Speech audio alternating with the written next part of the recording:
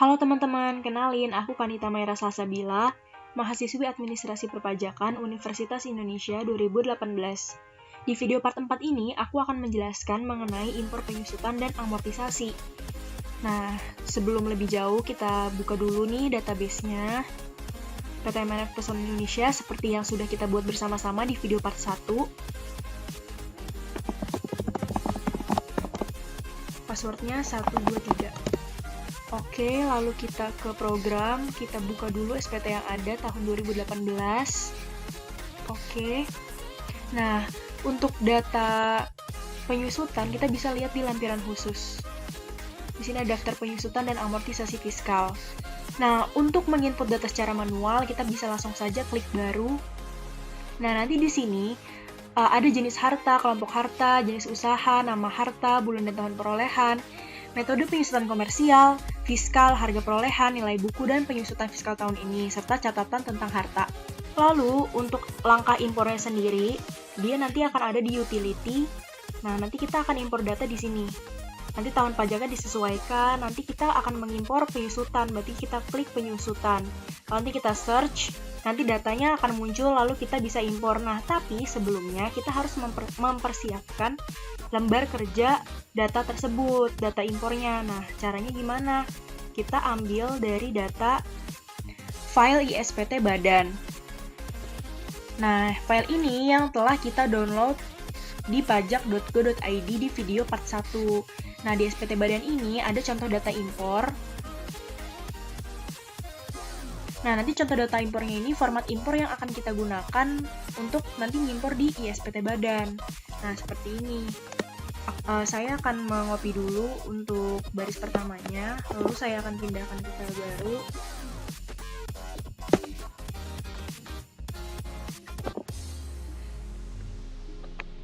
Setelah itu, kita dapat mulai mengisi data impor ini. Sebelumnya saya sudah menyiapkan kertas kerja mengenai data dan informasi tentang aktiva tetap ini. Nah, langkah pertama kita itu harus mengelompokkan harta. Nah, di sini saya sudah melakukan pengelompokan harta atas aktiva tetap.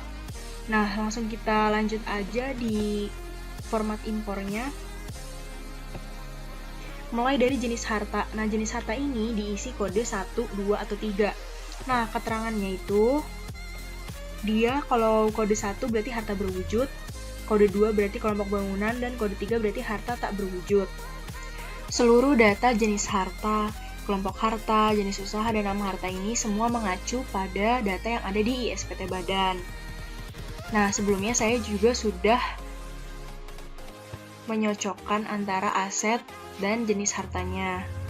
Nah, ini berarti bisa kita langsung copy aja dan kita pindahkan ke format data impornya.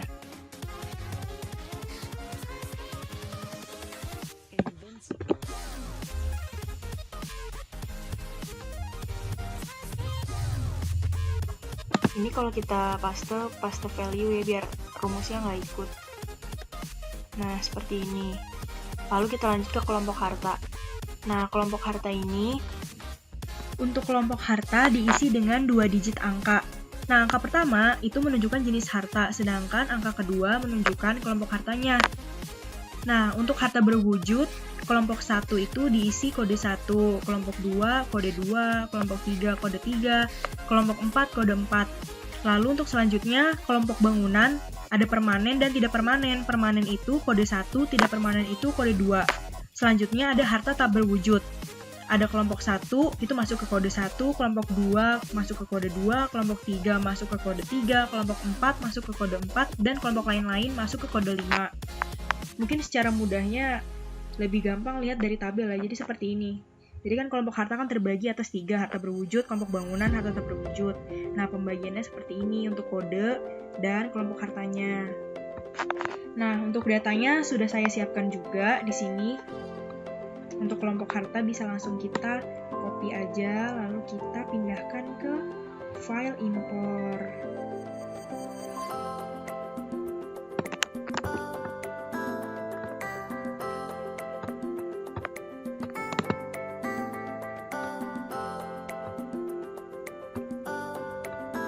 Selanjutnya selanjutnya ada jenis usaha.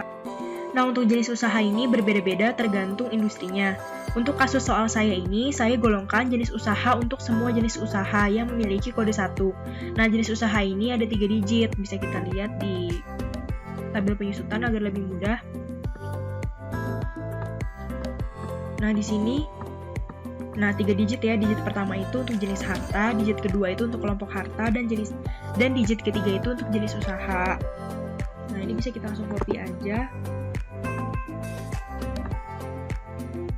Copy value seperti biasa. Nah, selanjutnya ada nama harta. Untuk nama harta ini ada 4 digit. Digit pertama itu menggambarkan jenis harta, digit kedua itu kelompok harta, digit ketiganya jenis usaha, dan digit keempatnya ini nama harta itu sendiri. Nah, di sini saya sudah ada data nama hartanya. Bisa kita langsung copy aja. Kalau kita paste di file importnya, paste value. Nah, kalian tuh harus pastikan lagi nama harta ini harus sudah sinkron dengan data yang ada di SPT badan. Karena bisa jadi ada data aktiva tetap yang kita menambahkan secara manual gitu di SPT badan. Nah, itu tuh harus kita sinkronkan lagi dengan data impor maupun sebaliknya. Seperti itu, karena nanti kalau misalkan tidak adanya kecocokan data tuh impornya tuh pasti akan gagal. Nah, seperti itu. Ini saya akan coba memperlihatkan untuk daftar penyusutan amortisasinya.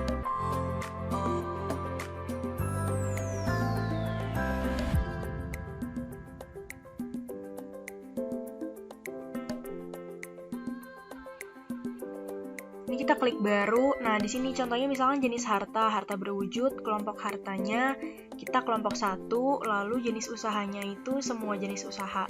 Nah, nama hartanya ini yang tadi saya bilang, kita bisa klik yang ada 3 titik ini. Nah, kita tambahkan. Jadi, data yang ada di SPT tadinya itu hanya sampai nomor 7, lalu saya tambahkan secara manual alat komunikasi dan mesin ringan nih, nomor 118 dan 119. Nah, setelah itu, kalau udah kan baru nih untuk menambah itu kita pencet baru, nanti kalau sudah kita klik simpan. Nah, kita pastikan lagi yang kelompok 2 juga saya tambahkan. Jenis usahanya, semua jenis usaha. Lalu ini saya tambahkan mebel dan peralatan logam 1211. Nah, jadi seperti itu. Jadi harus ada sinkron antara data impor dengan data yang ada di SPT badan gitu, agar datanya terimpor 100% berhasil, seperti itu. Nah, selanjutnya itu kita isi bulan perolehan. Di sini bulan perolehan berarti kodenya ada 12. Kenapa? Karena kode 1 itu menggambarkan bulan Januari, kode 2 Februari, seterusnya sampai Desember, kode ke-12. Berarti di sini saya juga udah ada datanya. Bisa langsung di-copy aja untuk bulan. Nah, bulan perolehan ini.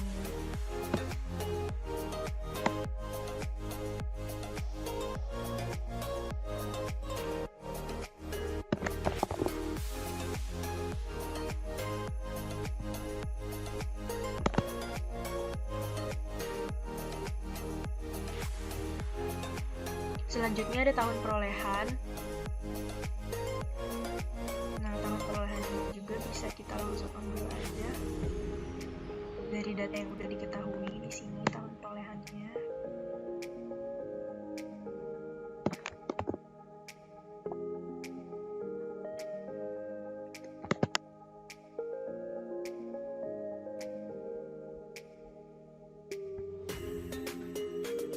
Lalu selanjutnya ada jenis penyusutan komersial. Di sini terdiri dari beberapa penyusutan. Untuk lebih jelasnya kita bisa lihat di SPT badannya aja langsung.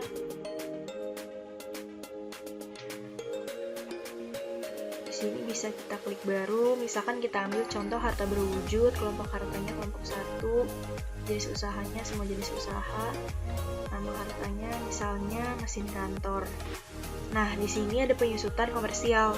Nah, ada garis lurus, jumlah angka tahun, saldo menurun, dan seterusnya. Nah, ini tuh dari garis lurus tuh kodenya 1, jumlah angka tahun kode 2, dan seterusnya. Untuk fiskal, dia berbeda dengan komersial. Tadi komersial itu jenisnya banyak, dan kalau fiskal dia hanya dua pilihan aja, mau garis lurus atau saldo menurun. Nah, untuk daftar aktiva tetap saya ini memakai penyusutan komersial garis lurus.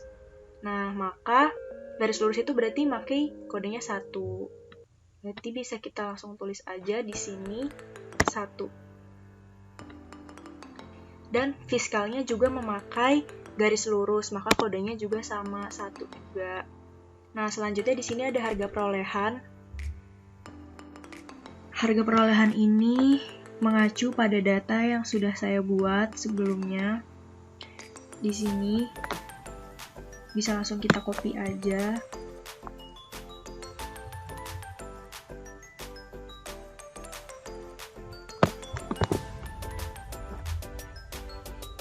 Lalu jangan lupa untuk pastenya kita pilih paste spesial, lalu value. Nah, untuk sisa bukunya,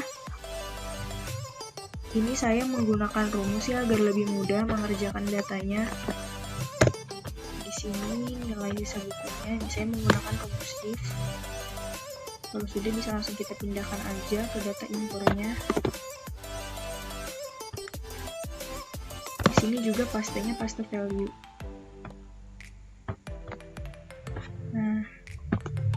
Ini ada penyusutan fiskal tahun ini, berarti di kasus saya itu penyusutan tahun 2018 bisa langsung masuk ke datanya yang sudah saya buatkan rumusnya agar tidak panjang kalau hitung manual. Nah, ini penyusutan tahun 2018-nya bisa langsung kita copy. Gunakan rumusnya juga sama, rumus if.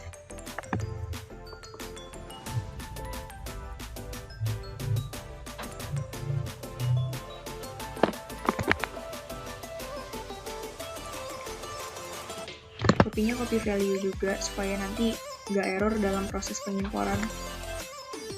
Lalu selanjutnya ada keterangan nama harta. Nah, keterangan nama harta ini adalah nama aset ya. Ini yang di awal. Nah, harus dipastikan kembali nama aset ini tidak boleh ada yang sama, nama yang sama antara satu dengan yang lain. Seperti ini ya contohnya, misalkan building. Ya, harus building 1, building 2, building 3, building 4, dan seterusnya. Dan dipastikan juga jangan sampai ada tanda petik karena nanti akan error ketika proses pengimporan datanya ke ISPT Badan. Nah, di sini saya sudah menghilangkan nama yang duplicate dan tanda petiknya. Jadi ini bisa langsung kita copy aja.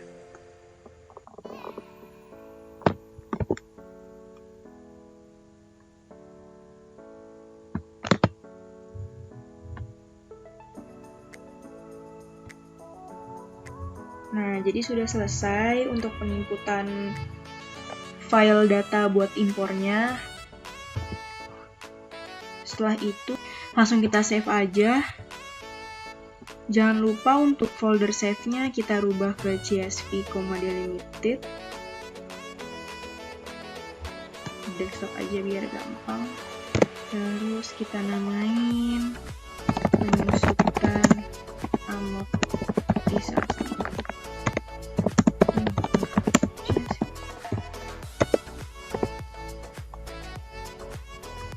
Oke, kita save.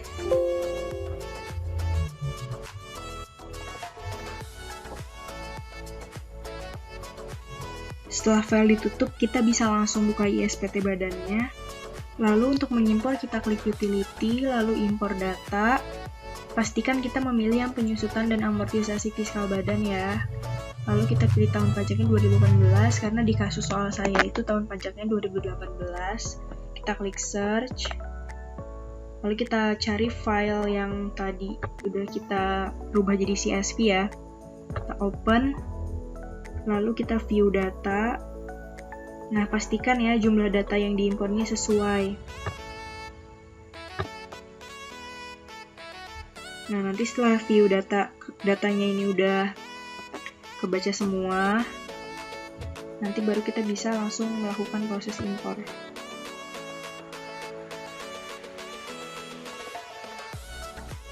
Nah, jadi seperti ini ya. Berarti ini proses impor selesai, tidak ada impor yang gagal. Berarti bisa langsung kita tutup. Untuk mengeceknya kita di SPT PPH, lampiran khusus, terus daftar penyusutan dan amortisasi fiskal. Nah, di sini datanya 193 ditambah 497 ya, yang data saya impor di sini. Nah, setelah kita melakukan impor terhadap penyusutan dan amortisasi ini, jangan lupa kita mengisi jumlah penyusutan komersial dan juga jumlah amortisasi komersial. Nah, ini kita mengacu pada laba rugi data keuangan perusahaannya. Di sini berarti nih biaya penyusutannya 424 juta. Berarti kita bisa langsung input aja di sini 424 juta. Nah, nanti ini selisihnya ini udah otomatis, terus nanti dia langsung masuk ke formulir 17711 angka 5 huruf I atau angka 6 huruf A. Nah, selanjutnya kita isi juga jumlah amortisasi komersial. Berarti ini ya 283 juta. 283 juta. Nah, nanti selisihnya ini dia akan masuk ke formulir 1771 angka 5 huruf J atau angka 6 huruf B. Oke, berarti kita tutup. Lalu kita bisa cek di lampiran 1771-nya.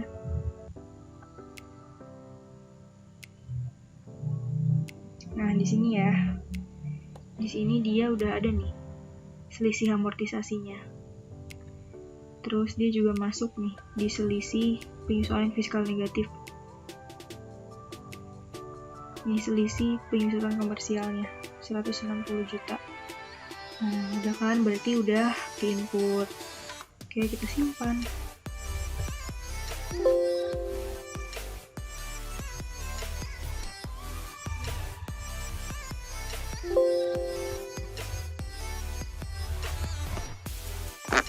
Nah, jadi segitu dulu untuk video part 4 kali ini. Semoga bermanfaat dan membantu kalian. Jangan lupa buat nonton video aku di part 5, karena di part 5 itu aku akan menjelaskan mengenai impor kredit pajak 22 dan 23.